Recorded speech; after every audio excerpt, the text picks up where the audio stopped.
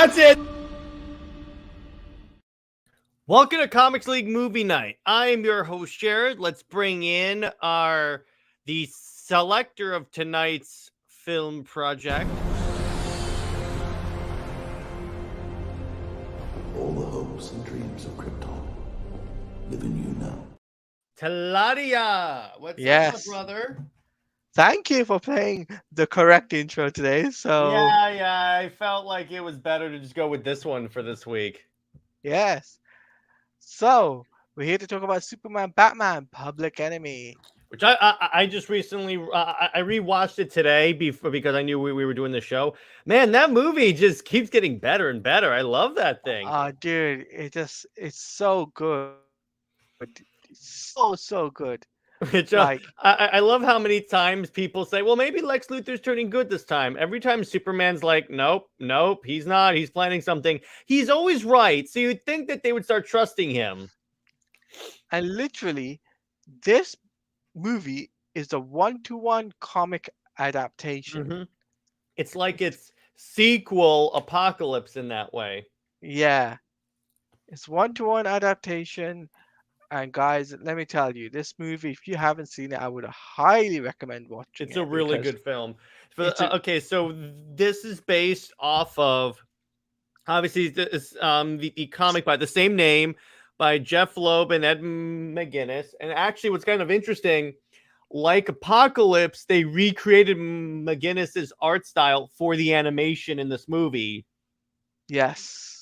Which I love when they do that because it makes it feel like it's actually the comic book come to life. Which I find so cool as well. And you know what's so cool about this film? What's up? Tim Daly and Kevin Conroy return. And Clancy Brown. And Clancy Brown, yes. He's a good Lex Luthor. So it's like, it just reminds me of the old days of Batman, Superman, world's finest. Well, we have the Dream Team is really what we have here. Yeah, it's the Dream Team. So I have the wiki up here. So essentially, Lex Luthor is the president somehow. Yes. And he's basically outlawed superheroes unless you're on the side of the government.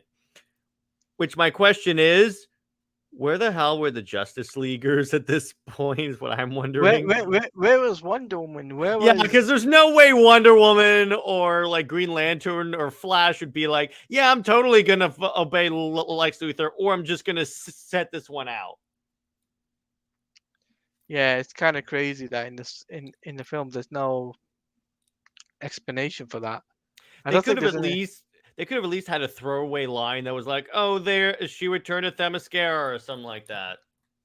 Or maybe she's with Steve Trevor. Let's hope not, because that would be a big ding on the movie. But that's not enough to like throw it off, because this is a Batman Superman movie, and so I'm like, okay, the Batman Superman parts were awesome.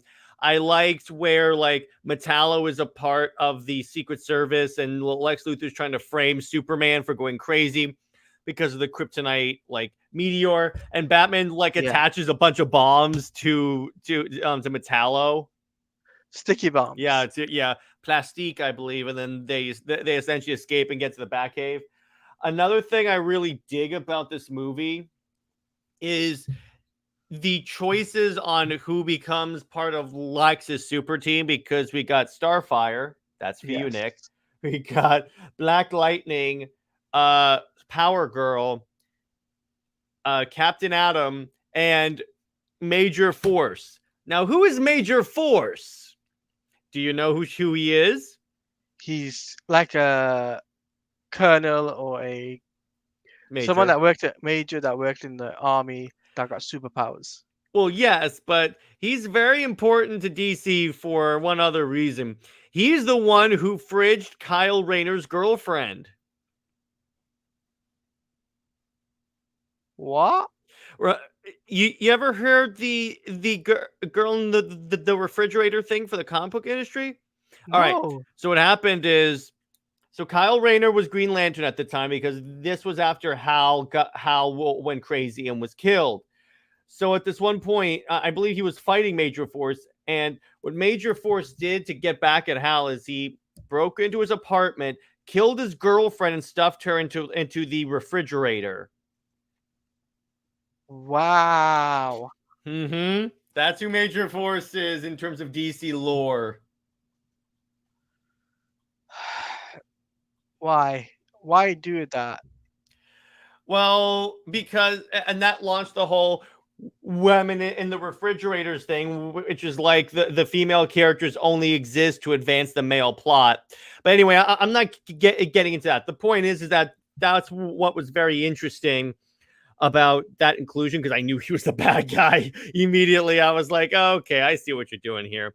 Also, what I thought was pretty cool is how, so when Superman is arguing with Adam and Major Force and everything about Lex Luthor being president, hey, what's up, Master Sergeant? Good to see you, brother. Hey, Master Sergeant, I see you in the building. Welcome on in.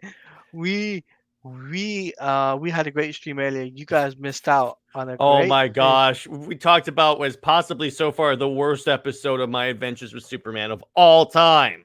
Yeah. So you I'll missed leave out on that. I'll leave a link to it in the description when we're done here.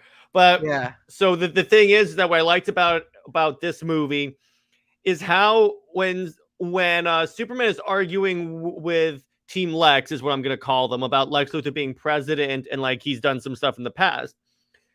Captain Atom goes, well, yeah, every president has done some stuff in the past, but but they've also done good things in office. So I felt that was kind of a nuanced way of approaching that. I haven't watched any of that yet. My kid likes to binge. Oh boy, are you in for a treat, Master Sergeant? Oh, you're in for a huge treat. By the way, Teladia, just want to let you know that my friend Britt, she will be at least in the chat for the Super Wonder stream that you're doing on your channel. She has the notification set. I had to. So for those of you that are wondering what we're talking about, we'll explain that at the end of the show. So I also dug how Power Girl is kind of the conflicted, like the way they portrayed Power Girl is conflicted, because even she's like, yeah, maybe Lex isn't necessarily like right. But anyway, what I wanted to ask Teladia is, so you're the one who picked this movie this week. Let me ask you, what about this movie made you pick it? Why do you like it, etc.? Because we did Batman Superman Apocalypse, but we never did the prequel, which was Public Enemy. And I was like, you know what? We haven't done Batman Superman Public Enemies. Why don't we dive into that great movie that came out in the early, I think it was the 2010s. I think somewhere it was around there, yeah. Yeah, so it would have been a very good opportunity for us to cover that.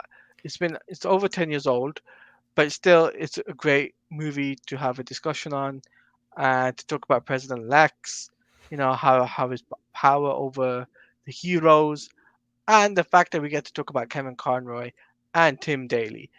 By the way, the most iconic Superman and Batman of all time. Yep, exactly. Going to Lex, I think what this shows is that Lex Luthor is a master manipulator. It's like even in BVS, I'm going to link this to the Snyderverse and bring this hashtag full circle. You see how he like manipulates his way into like examining Zod's body and such. And that's really what Lex is. He's an expert manipulator. You can see how he even gets Amanda Waller on his side in more ways than one. Don't go there, Johnny. That's the one part of this movie, and it's even in the comics where I'm like, oh, good God. Like, no. What's a Mask of Shy? Oof. Yes. Oof. That was a part of the thing where I was like, when I was watching the movie, I was like, okay, this is odd. No, I'd say creepy. Yeah. It was a little creepy. I was like, it's a little scary. By the way, you know who voices Power Girl? Yeah. Oh, don't even go there. I already know who voiced her. So, let me put it this way: it's a Smallville actress who has had some issues with the law.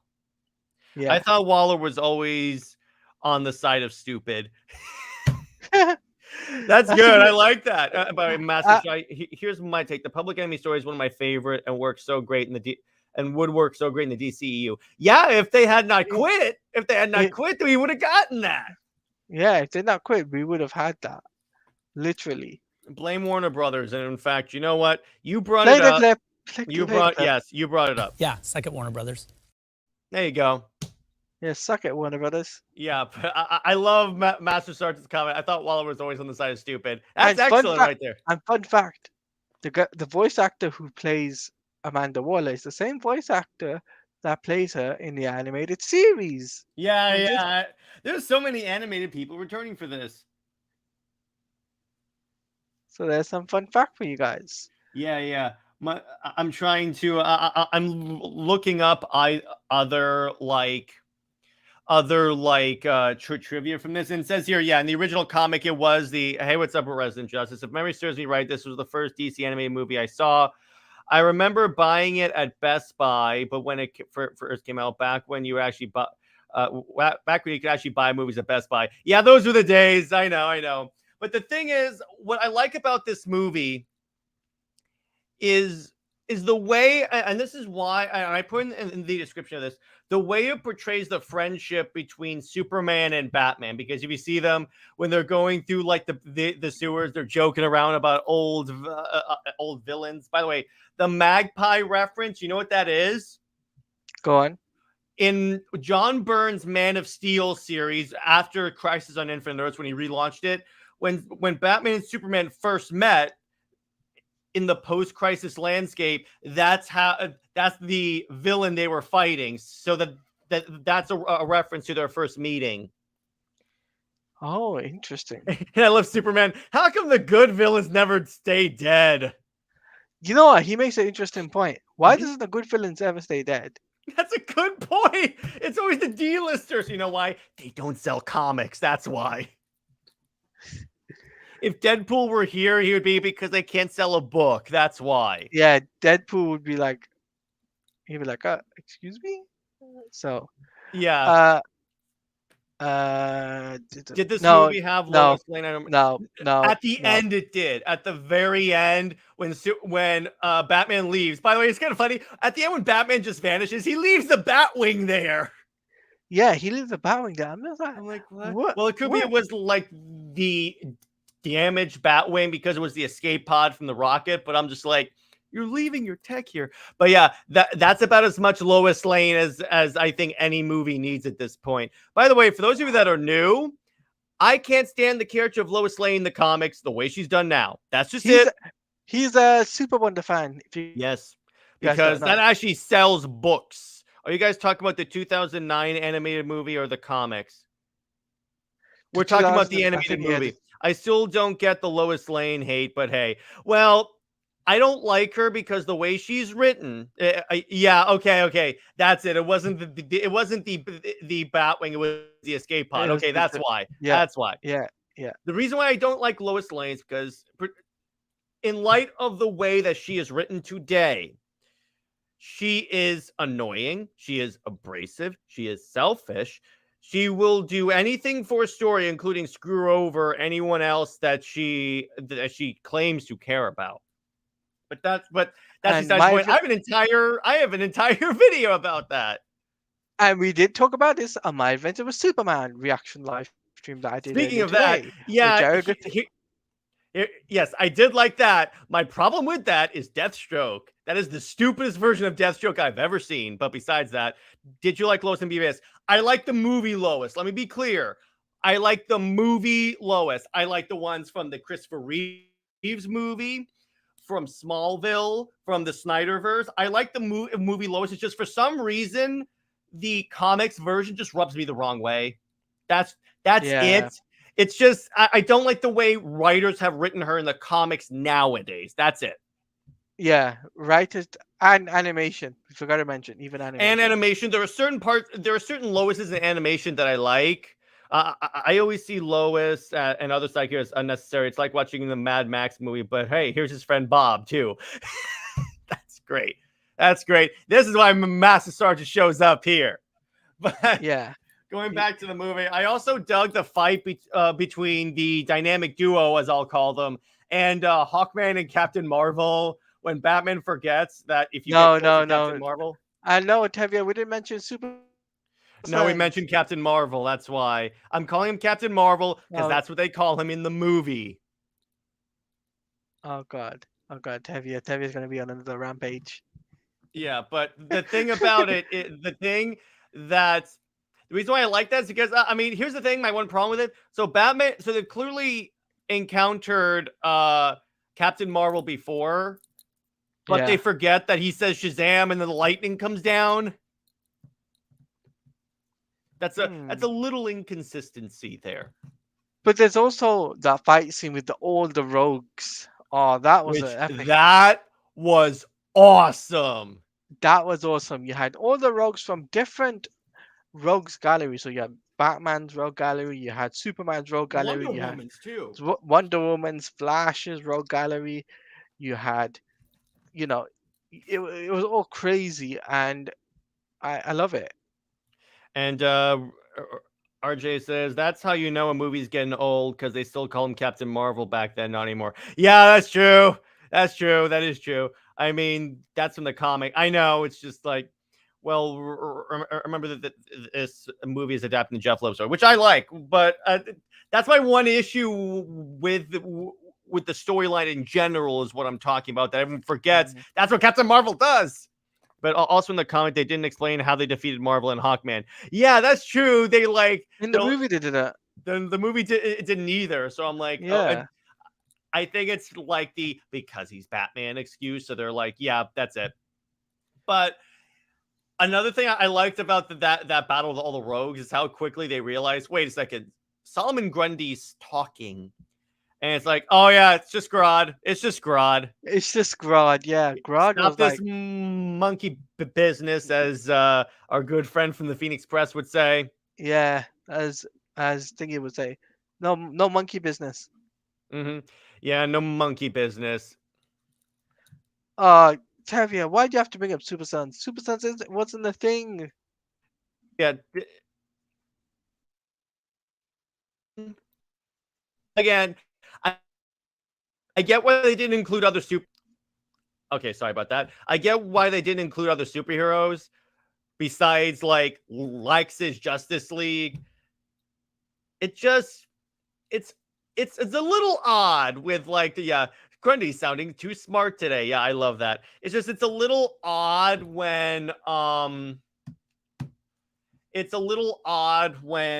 you have like everyone's rogue showing up, but the heroes don't think, wait a second, all these heroes are assembling in one spot. We should go investigate.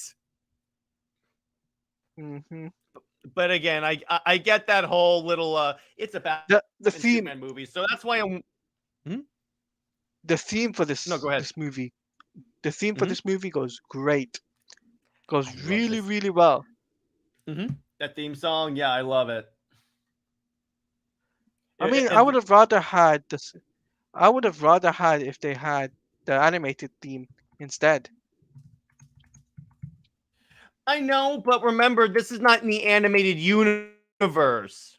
Yeah, it would have been cool though. That theme, it's a great theme. I loved it. I like it when the movies have a little bit more. I like it when the movies, live action or animated, don't reference in terms of the music the animated stuff, because it allows for a detachment from those things. Hey, what's up, Bell Rev? Hey, Bell. I agree that the theme is fantastic. Yeah, it's really cool. I definitely love this. This is one of my favorite animated movies. And what's kind of cool, Teladia, you mentioned this when we covered Apocalypse. If you really wanted to, you could just say that they take place in the same continuity. Because here's the funny part. In the comics, Apocalypse is literally the next story. Yes. Literally. So that's the really interesting part when you realize this, is that maybe they intended that, maybe they didn't. But since there's nothing really to refute that beyond like the change in animation style, but that happens all the time, we choose to admit that they work together. But let me ask you this, Teladia. What's your favorite Yeah. scene? Favorite scene from the movie? Superman telling Lex, "You just killed my best friend." I love that.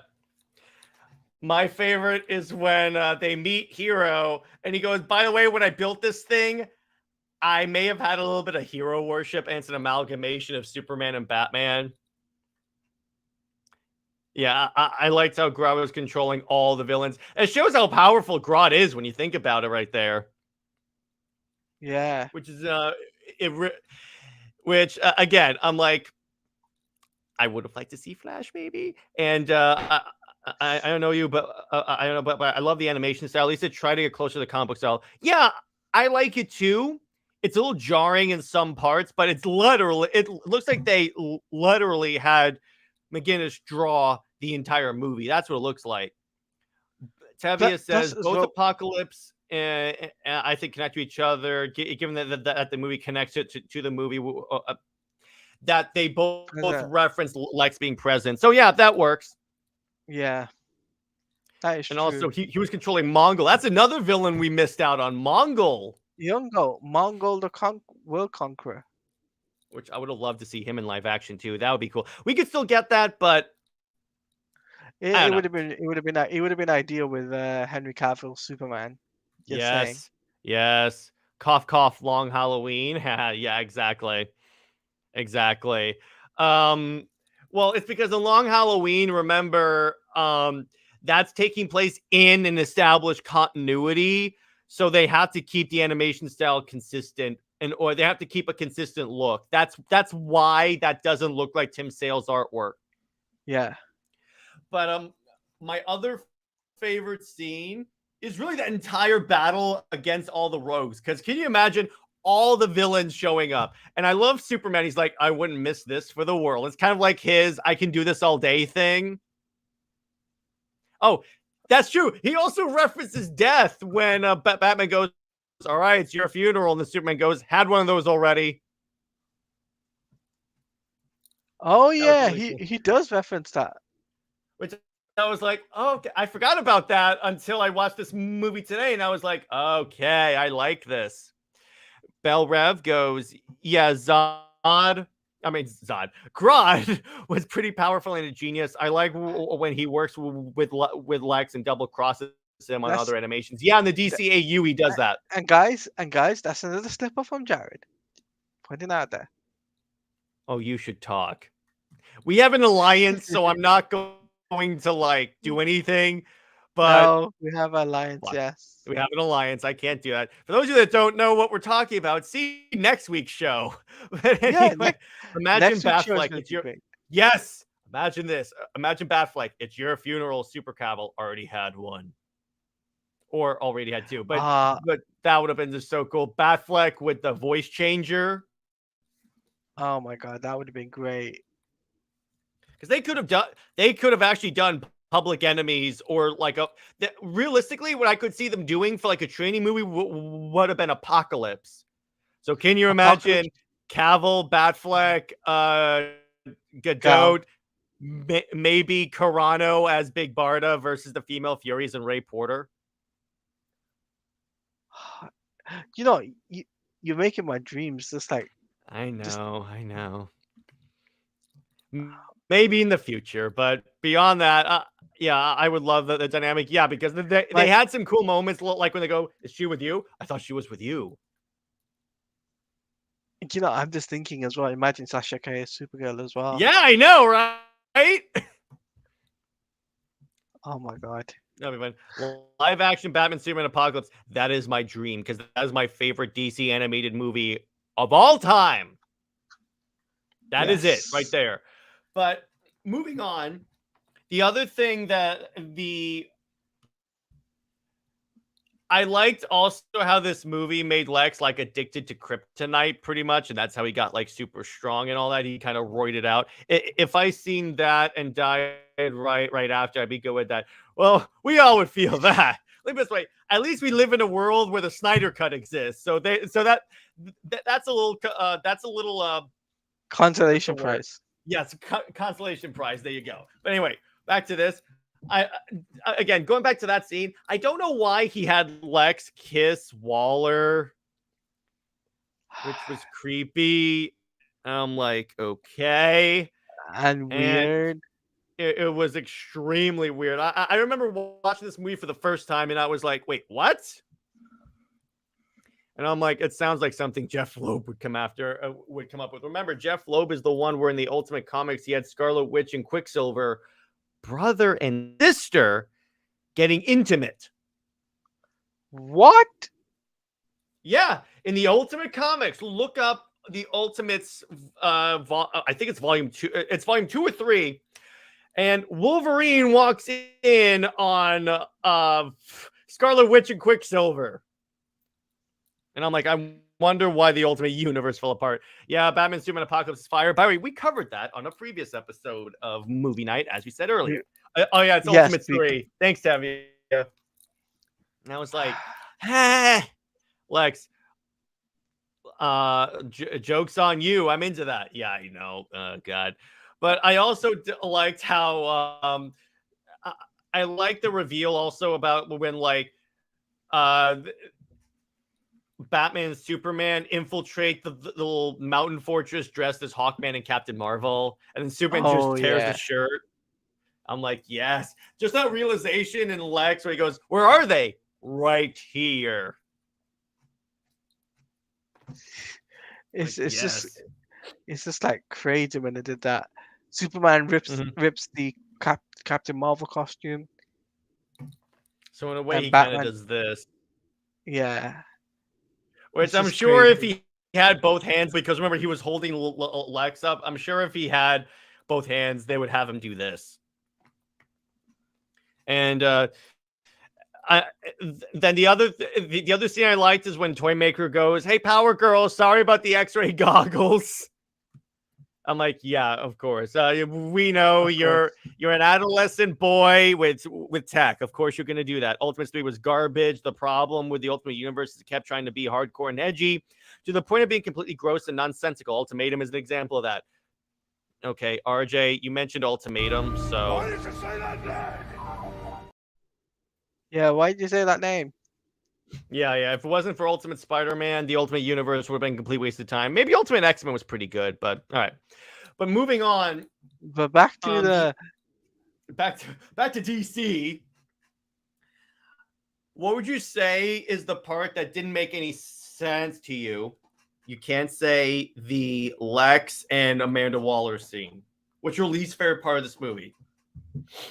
What didn't make sense to me actually is the fact of the amount of and even though it's a cool scene, the amount of rogues that came from all across different superheroes, villains coming together.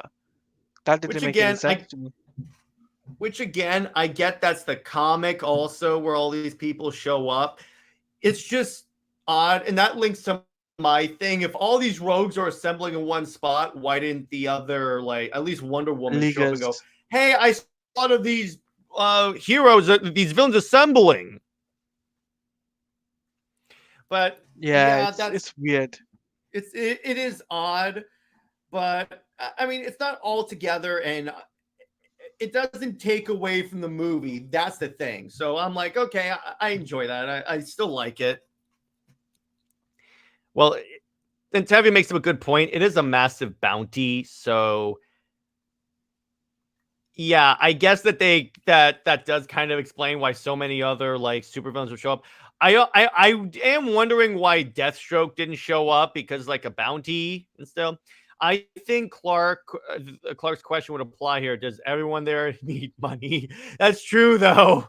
Does everyone there need money? Well, being a supervillain that's constantly being stopped by the Justice League just doesn't. Caleb Lee says maybe I wasn't getting into the opening, and I like the pace. It picked up when they were at the graveyard. Yeah, that's where it stopped getting a little slow. And I like that graveyard fight because it's like it's just Superman is fighting someone with kryptonite, and then Metallo shoots Superman with a kryptonite shard, kind of reminiscent of Justice League Doomed. Yes. Which did we? I don't think we covered that movie. We'll cover that for my next movie pick. All right. Yeah. So next movie pick is Justice League Doomed. Yeah. So, But that'll be my pick after everyone else's. by the way, speaking of another a voice actor that makes a return, Killer Frost is played by Jennifer Hale, who played her in the DCAU. Wow. Yeah, they brought back so many of the actual voice actors from the DCAU. That was like, yeah, the stakes were higher and Batman Beyond based as always. Yeah. I also loved hearing Kevin Conroy, Batman, Tim Daly, Superman in this movie. Yeah, it's nice to hear. I mean, that's the thing about like Kevin not being here anymore. And it's like with all these actors, they have become so synonymous with these characters that no matter what, they actually have achieved immortality when you think about it, because they're always going to, everyone will always like associate them with these characters. So, and yeah, she is voice actor royalty. Thank you. I have her autograph up there, the Commander Shepard picture. I actually met her in real life. She's really nice. But as I was saying, essentially these actors, to a certain, when they achieve this level of stardom, they are immortal. They are 100% immortal, because no matter what, everyone will always associate these. As long as these movies exist, as long as these movies are preserved, Conroy will always be immortal, because he's still everyone's Batman no matter what. That is true. Yeah, it broke my heart that we never got to hear Kevin Conroy in the upcoming Crisis on Infinite Earths animated movie. Yeah, that's weird. It's weird to talk about Kevin like he's no longer with us. Still hurts he's gone. I met him twice, and he's generally a kind and grateful person. Yeah, and that's cool, RJ. Really, that's cool you got to meet him. Yeah, he's one of those guys that he loved the role so much. He loved the fans so much, which we don't have a lot of people that are that like in love with their fan base that much. But let me put it this way again, he will always live on, and that's the best part. That is truly the best part about these movies, and that's why we Yes. continue to cover them. Yeah, Now that's what. let me ask Go you ahead. this, Teladia: who is your favorite character from this movie? You can't pick Superman or Batman, and why? Well, I would say for me it has to be Power Girl. Redemption arc. Mm-hmm. Redemption arc. Yeah, That's short. I like Captain Atom because you can see that as soon as he like figured out, as soon as he figured, he was full on like soldier following orders. As soon as he figured out like what was going on, as soon as he like heard like Major Force basically confess to the murder of Metallo, he instantly was like, "Okay, I'm wrong here. I'm gonna go sacrifice myself. It's the least I can do." Which I find sad as well. Mm-hmm. He still was alive, by the way. He still came back later, which was kind of cool. Major Force, I think Major Force is dead. He's dead. Which then again, wait, that's a funny thing, Teladia. Hang on for a second. So that means that he's not a good villain because he stayed dead. Yes. My favorite is probably Power Girl and Captain Marvel, just because seeing Power Girl doing the right thing. And yeah, that was cool. Teladia, JK. I don't know what that's about. The one thing I'm worried about, continuing Kevin's voice, but maxing his voice with new lines and AI. Yeah, that is a concern. That is 100% a concern. But I don't know. We'll see what happens in the future. But my point is, as long as people still watch these movies, Kevin Conroy and any of these voice actors that have died, or when these guys unfortunately pass on, we will still have like these actors. Fun fact: that moment with Captain Atom sacrifice was actually connected to his mini series Captain Atom Armageddon. Oh, that's very interesting. Thank you.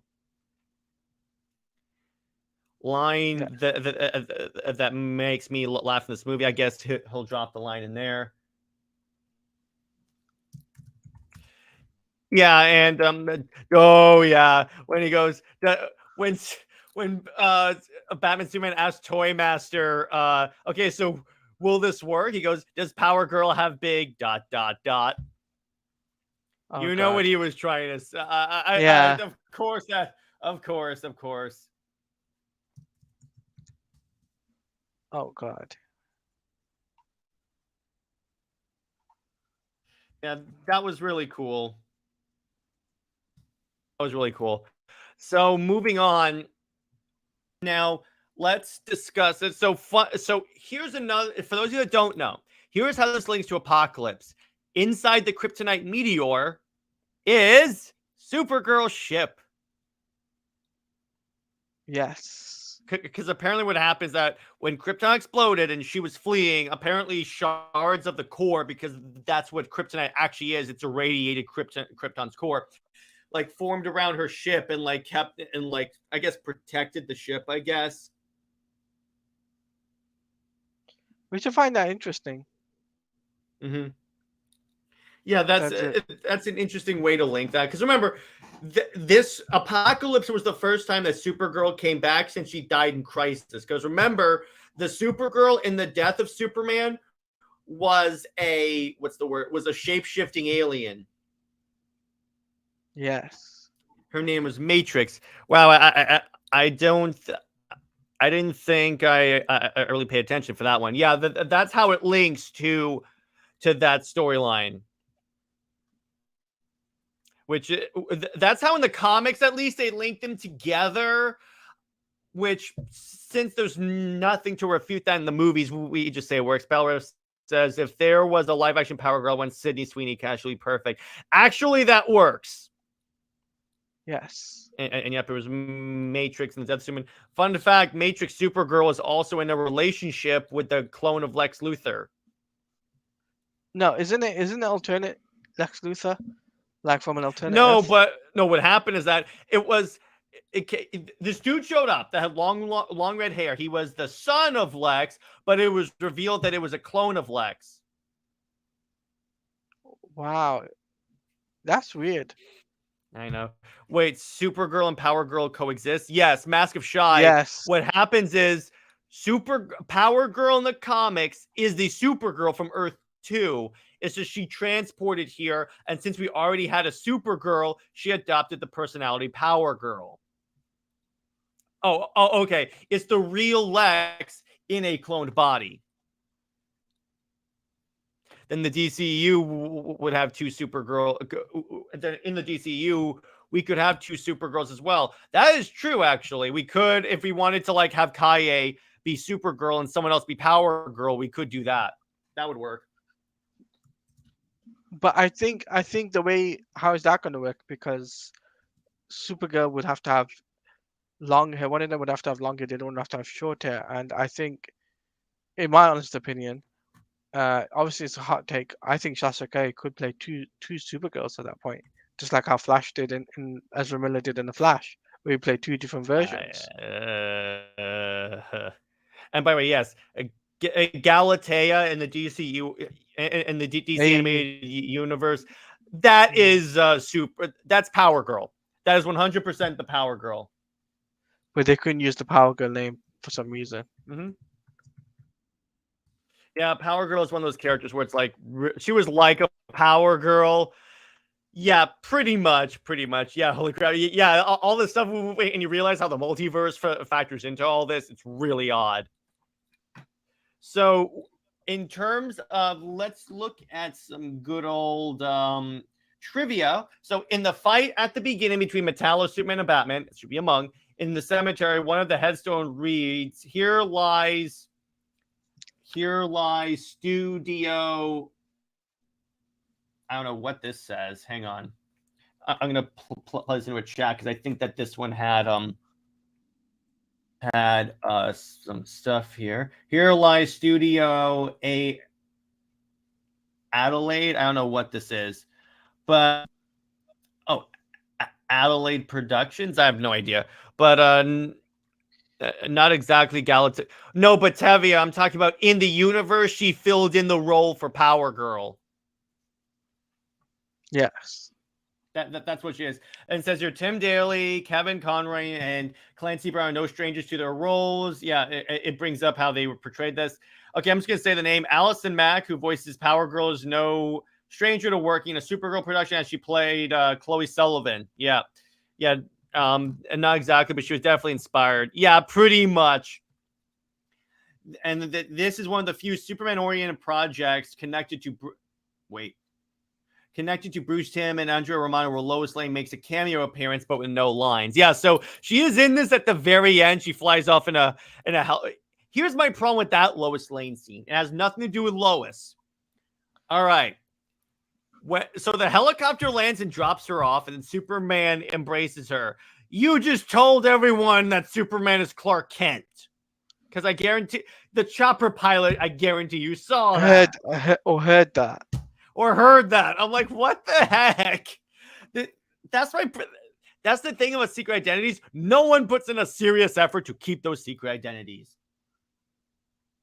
And by also, and this is another break from the original story where Lois aided Superman and Batman in distracting Lex Luthor with a televised interview while they made their way toward the White House to confront him. However, it was indicated in the film twice that Lois at this stage is aware of his secret identity and are in a relationship. Yeah, unfortunately.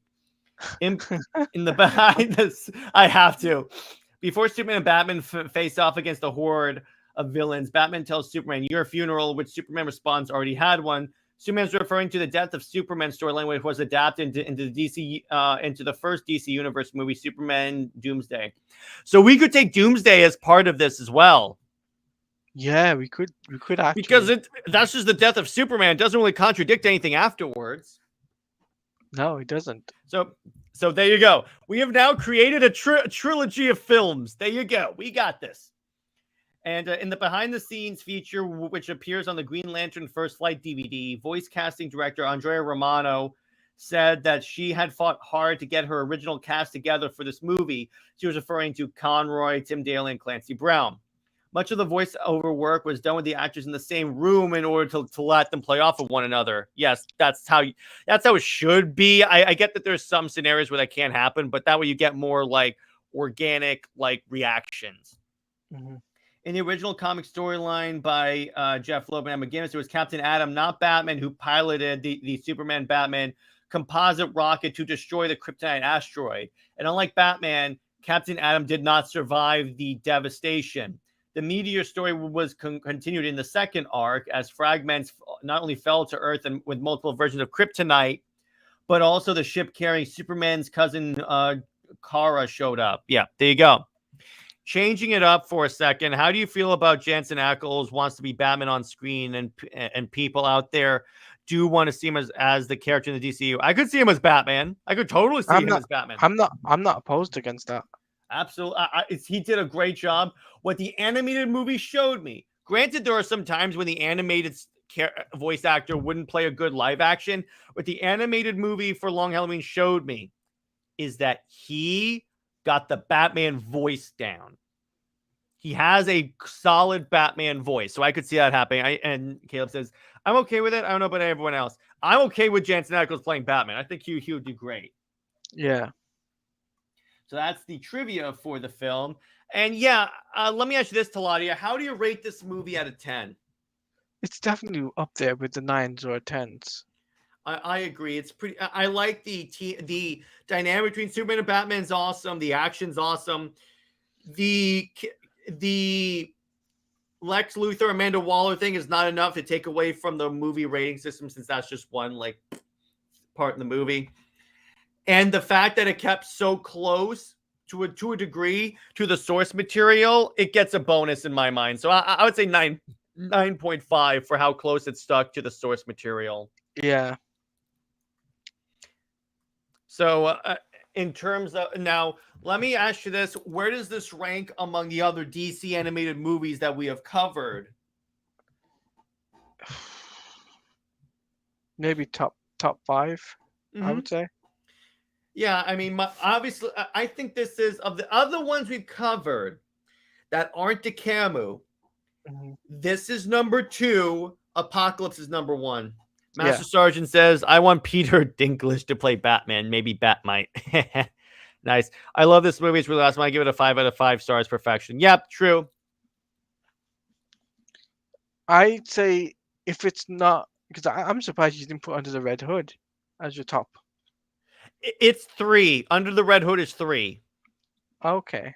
Because when it comes to Apocalypse, it's the Trinity versus Darkseid. Literally my 2 favorite parts of DC right there. Yes. Played by the original voice cast and flawlessly recreating Michael Turner's art style and the storyline. So I'm like, yep, I'll go with that. And Under the Red Hood does the same thing. That's why it's 3. Okay. Which, to be clear, that doesn't mean it's a bad movie at all. It's just of the 3 movies that we've really covered that aren't to Camus, I've just enjoyed them in this order. I know with Nick it'll be Under the Red Hood, but okay. Of course. Of course. Which, to be clear, awesome movie. Now, let me ask you this. Let's talk about if this were turned into a live action movie. Now, who would we cast for all the actors? Now, let's assume Cavill, Affleck, and Eisenberg as Lex. So let's assume that. Who else? We need Sasha Calle as Supergirl. Or Power Girl in this case. In this case, yeah. Which, when you think about it, the short hair works in this scenario. Captain Adam we need. Yeah, who plays Captain Adam? That's the hard one. Major Force maybe could be played by Alan Rexon. He played Jack Reacher. He also played who is Titans, it? Hawk. Yeah, Hawk, exactly. Yeah. Mask of Shy says Master Peter Dinklage would be so offended by that he would order the tallest man on earth to play Batmite. Plus, unlike Marvel, who refused to make animated movies, DC, on the other hand, I give them way more credit for Marvel because DC has great ones. Yeah, Marvel tried that. It's just they never really got it going. And I don't think they understood the concept of movie universes. Well, not only that, because they did do they did have the 2 Ultimate Avengers movies. It's just the problem with that is that what DC did, they started adapting their storylines. Ultimate Avengers is a completely original story. Jenna Ortega as Silver Banshee, I could see that. By the way, can I just say, I love how one of Batman's devices to fight Silver Banshee, here's another of my part that I'm like, okay, was when he put that little dot on her throat, and that's supposed to redirect her her stuff back at her. Yeah. I'm like, that tiny thing, and I was like, well, it's Batman, so of course Batman always comes prepared. Yeah, he is the ultimate Boy Scout. But in terms of actually, let me ask you this real quick before we get back to casting. What's your favorite Marvel animated movie, or have you not watched them? I don't touch Marvel. You know me. I don't. You're loyal. Marvel. You're loyal. I appreciate that. I'm not a Marvel chill, meaning I don't want to go touch Marvel animated movies because they're really bad. They're that bad. Yeah. Deadshot. Obviously, Will Smith. Yeah, fighting Black Lightning, played by Chris Rock. That's it. That's an inspired choice. That's an inspired choice. Marvel unfortunately gave up. Yeah, they did. Which, to their credit, they found the area that really works for them. My favorite has to be Planet Hulk and Hulk versus Wolverine. Planet Hulk changed a lot of stuff, so I'm not sure how we feel about that one. So, who would you cast as Grodd? Who would voice Grodd? The guy who plays Alfred in Gotham Knights. Which Gotham Knights? Gotham Knights, the video game. I had to ask that, Teladia. You know that. Of course. Why? Maybe Jeremy Irons, speaking of Alfred. Jeremy Irons for Alfred. That's a given. No, I mean, you could also have him as Grodd. You know what? I can just see it because he has played a villain before, aka Scar. And he's also played Ozymandias in the Watchmen show. So he has that experience. So yeah, he has that villain sass voice as well. Viola Davis as Amanda, according to Mask of Shy. Oh boy, getting a kiss from Eisenberg. Oh no! Yeah, what have I done? I need that Anakin Skywalker drop that's like, what have I done? What have I done? Geez, that really sucks. I think at this point we should just cut it there, because I think this is gonna go extreme, because it does mention Jason Eisenberg kissing Viola Davis. No. Yeah, we're gonna stop it here. But in terms of what's gonna be our next movie night pick, all right. So here's the ways it's gonna work for a next movie. Next one is a Nick pick. He sent me a list of 5 movies, and I'm gonna I'll pull them up on the chat Screen. right now, on the chat. But so the way it's gonna work is I'm gonna make a list of movies. Hang on, I'm gonna. So there's a list of 5 movies that Nick selected that he said I would 100% be fine with covering any of these. So we're gonna leave it to you guys. We're gonna leave it to the fans to decide. So I'm trying to find that list. If not, I can summarize it. So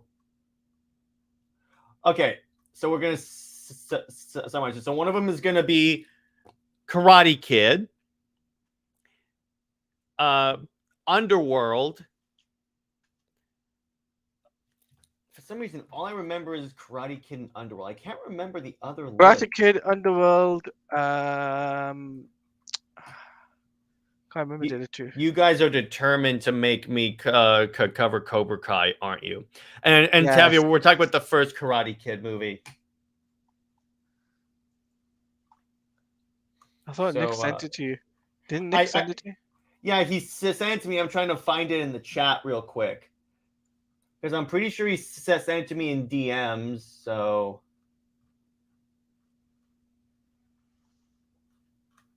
now I can't find it. The point is, I'll make the list and put it up, and then it'll be a list on my Twitter and on my YouTube community tabs, and you guys can vote. And the way it's going to work is that if the one on Twitter and the one on the community post have different choices, in other words, if one movie wins here but another one wins there, we'll do a final poll on my community tab, which is those two going head to head against each other, essentially. So essentially, it'll become a 1v1 at that point. Personally, for me, I'd be fine covering Karate Kid or like Underworld. Yeah. Honestly, Karate Kid's a week to lead you to Cobra Kai, baby. Yeah, Cobra Kai never dies. Yeah. So, and on that note. Oh, boy, Cobra Kai was the bad guys in the first one. Yeah. So I don't know how I feel supporting the villains. I had to bring that. But Tavia already goes.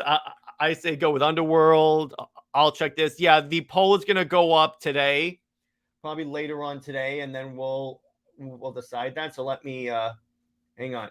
I'm trying to find it real quick one more time before I let you guys go. In the meantime, Teladia, where can everyone find you, and what have you got coming on your channel? I've got coming up on my channel is the Super Wonder stream next Wednesday, and it's a celebration stream because I reached over 1.5k on YouTube. So we're kind of doing a celebration stream for it, and I promised Jared that if I reach 1k, I would do it, and that's what I'm doing. It was a bet. So if you guys subscribe to Jared on his YouTube channel, he has to do a Wonderbat stream. I cannot wait. Yeah, he cannot wait. Well, here's the thing. Again, I really don't mind, because at that point you guys would be paying me to do this. So it's totally fine. And yeah, I can't find it. So yeah, essentially, again, I'll make the list. It'll go out on my community tabs, and then we'll do that. So in terms of, yeah, go ahead. Oh yeah, and I forgot to mention also, I'll be doing a collab with different people over the next week or 2, speaking to different individuals, talking about gaming. I have already got like different shows planned out, and also myself and Jared we'll be doing more My Adventure with Superman reaction live streams next week. It's going to be pretty interesting to see what happens in the next episode. And also, we got an Into the Multiverse podcast that is happening tomorrow. So that is planned out, and we're going to be talking about Superman Legacy, casting stuff. We're going to be talking about DC gaming and why we think that the gaming division has kind of needs to boost themselves right now because the state of it is in a mess. And also, we'll be discussing comics, a few comics, maybe our favorite comics. So we'll talk about that. How about this? Because it's heavily Superman themed, let's just talk about our favorite Superman comics. Yeah, that works for me. Yeah, so in terms of Comics League, on Monday, I have my open letter to Zack Snyder going out. And again, I don't expect him to see it or respond to it. It's just trying to put out a little more positivity about all this stuff. Wednesday, I have, I'm pulling up the book from Frost Comics. I'm having Frost Comics on to talk about their book, Out of Obscurity, where essentially what they do is they take characters that have fallen into the public domain and been like forgotten and give them new light. So that's actually really cool. I'm excited for that. On the 10th, I have a comic artist, Joe Sontag, coming on the channel to talk about his book, Reaper Destroyer. And I also have upcoming, obviously, all the collabs with Teladia in terms of My Adventure with Superman and all that. I have the Justice League rewatch with Nick, currently out right now. You guys go watch this now. I have the most recent Under Two Capes episode. That's episode 180, where myself, Teladia, Jay Heaton, Nick, we all get together and we talk about our theories for the Sony Spider-Man 2 game. So it's really Marvel fun. Spider-Man 2. Hop in there, drop your theories about the game. I'll even drop the link to the episode in the chat right here, so you guys can have that. So go watch, share, pump up those numbers. And subscribe. And like, comment, subscribe. Teladia's information is down here as well.